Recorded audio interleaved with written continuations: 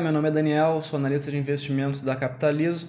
Hoje nós vamos falar sobre a Usiminas, que é uma empresa do setor de siderurgia nacional.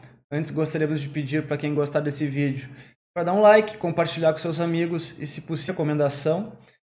Nós temos produtos voltados para títulos de renda fixa, fundos de investimento. Também temos aqui o plano Invista em Ações, que utiliza análise fundamentalista em um só. O Full Trader, que utiliza análise gráfica e técnica para recomendação, análise completo, que acaba englobando todos os planos em um só. Em relação a relatórios grátis, quem quiser conferir o nosso trabalho, basta chegar em conteúdos. Aqui no caso temos o relatório sobre a economia internacional, demonstrando aí a desastre. Então, basta clicar aqui, você vai abrir essa página, basta preencher seu nome e e-mail, que são campos obrigatórios.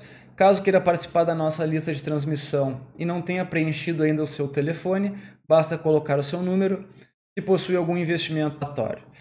Então, indo para o assunto principal aqui, que é a análise da empresa, da Usiminas.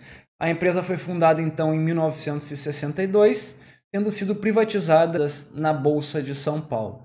Ela é a maior produtora de aços planos da América Latina, tendo atividades em algumas unidades de negócio, como é o caso da parte de mineração, onde a empresa tem uma joint venture com a Sumitomo, que é um grupo, um conglomerado japonês.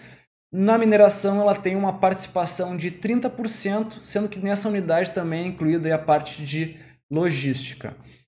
Siderurgia tem a parte de transformação, com 11 unidades industriais que trabalham com o aço produzido pelas usinas para a transformação do próprio produto.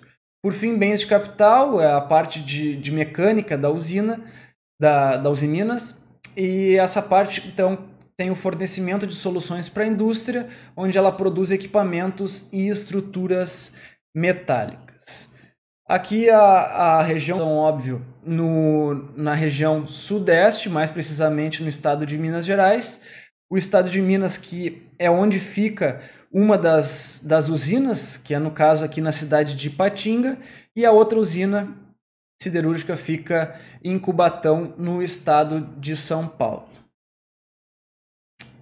Aqui a gente puxou alguns dados aí do relatório anual da empresa, alguns setores que a empresa trabalha como fornecedora.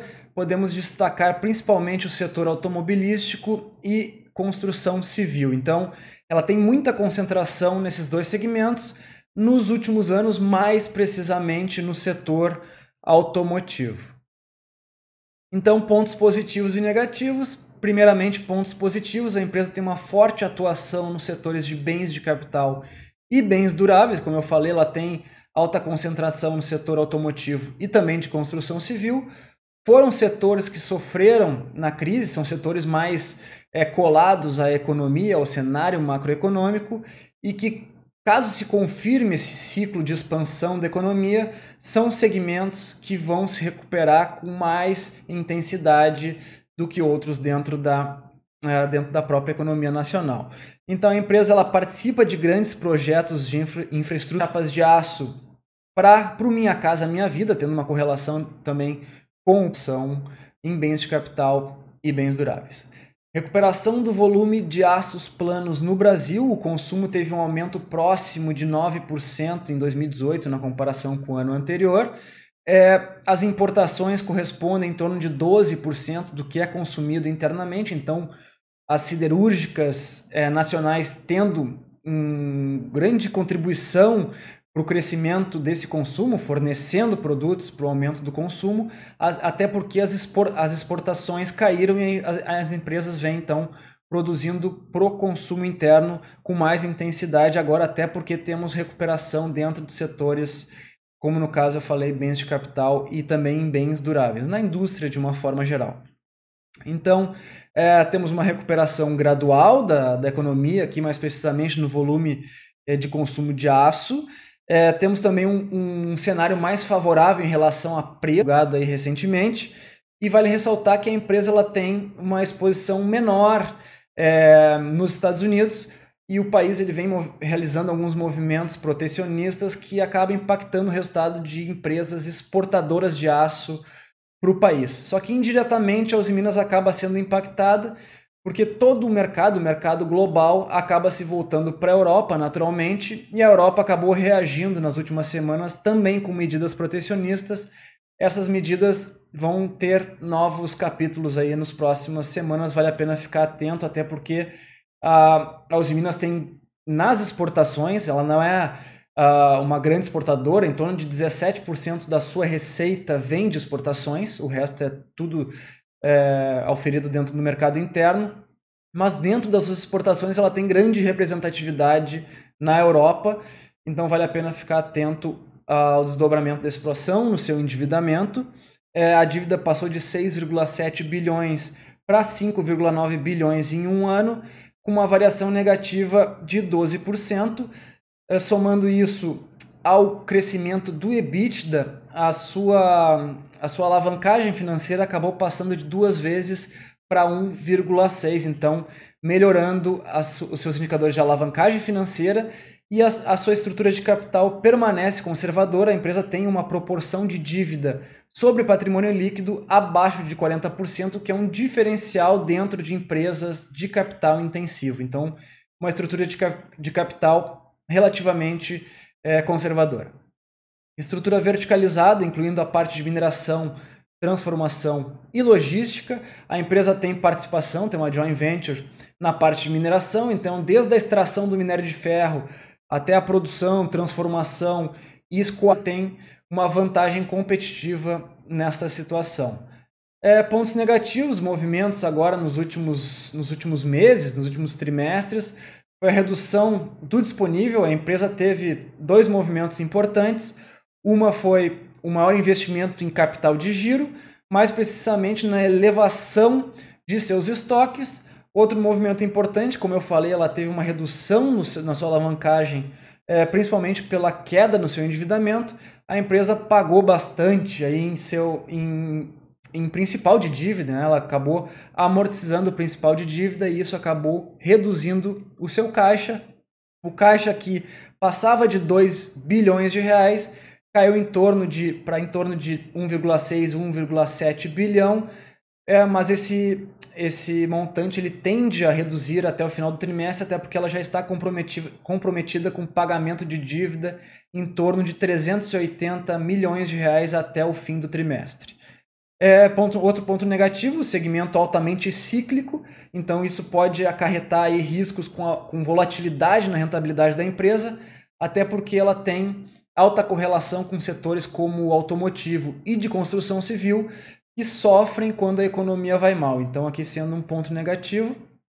Por último, então, exposição cambial de parte da dívida, em torno de 22% da dívida está atrelada caso o real perca força frente ao dólar. A empresa pode ter suas métricas possui 4 sítios de mineração com reservas de 2,6 bilhões de toneladas, 9,5 milhões de toneladas de aço bruto, capacidade de processamento mecânica, 83%, como eu falei, 83% da receita vem do mercado interno. A empresa tem muito mais correlação com o mercado interno do que com exportações, embora ela tenha aumentado a participação de exportações dentro da sua receita líquida. Ela investiu em 2018 463 milhões de reais, que é um patamar bem acima do observado em 2017, e ela tem hoje aí um valor de mercado aqui em relação então ao volume de aço, tá? Aqui então passando aqui de 4,026 para 4 milhões de toneladas para 498. Caiu um pouco aqui o volume nas exportações, mas considerando o melhor preço no mercado internacional, ela teve uma elevação na receita com aço no mercado externo, e mesmo com aqui também na parte do mercado interno, ela teve as duas questões, aumentou o volume e também aumentou o preço, pois a empresa tem uma maior exposição no mercado interno. Aqui em relação às exportações, a gente pode ver que a empresa tem uma grande exposição na Europa, 41% da receita oferida no mercado externo vem da Europa, e também tem um aumento considerável na exposição na Argentina, então vale a pena ficar atento aos desdobramentos da situação econômica na Argentina, até porque a empresa tem um grande percentual. Lembrando que somente 17% do que a empresa vende corresponde a exportações, e isso aqui é um percentual em cima desses 17%. Aqui, por fim, então, os resultados da empresa. A empresa teve uma variação positiva de 28% na receita líquida, principalmente ao maior volume de vendas. A gente pode ver em cima que o volume de vendas de aço subiu 4% e o volume de vendas de minério de ferro subiu 76% no mercado, né? Então, tendo um impacto positivo no volume, no total de toneladas, e também no preço unitário dos produtos, fazendo a receita líquida então saltar 28%. É importante ressaltar que o EBITDA ele cresceu 28%, créditos fiscais devido à exclusão do PIS e do COFINS da base de cálculo do ICMS. Outras empresas também foram beneficiadas por essa questão, e ela também lançou aí créditos a receber da Eletrobras, aí relativo então à parte ativa em um processo transitado em julgado.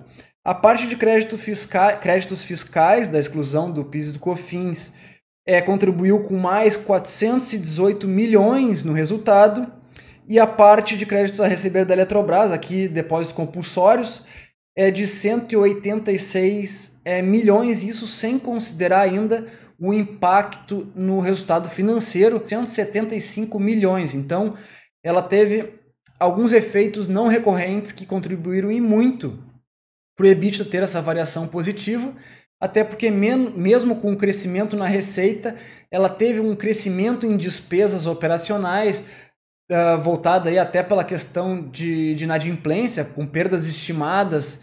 Ela teve um aumento de despesas, teve um aumento de despesas com vendas também, então tendo aí ajuda de itens não recorrentes. Então, em relação a Usiminas é isso. Atualmente nós não temos nenhuma recomendação de compra no ativo. Então, até o próximo vídeo e um abraço.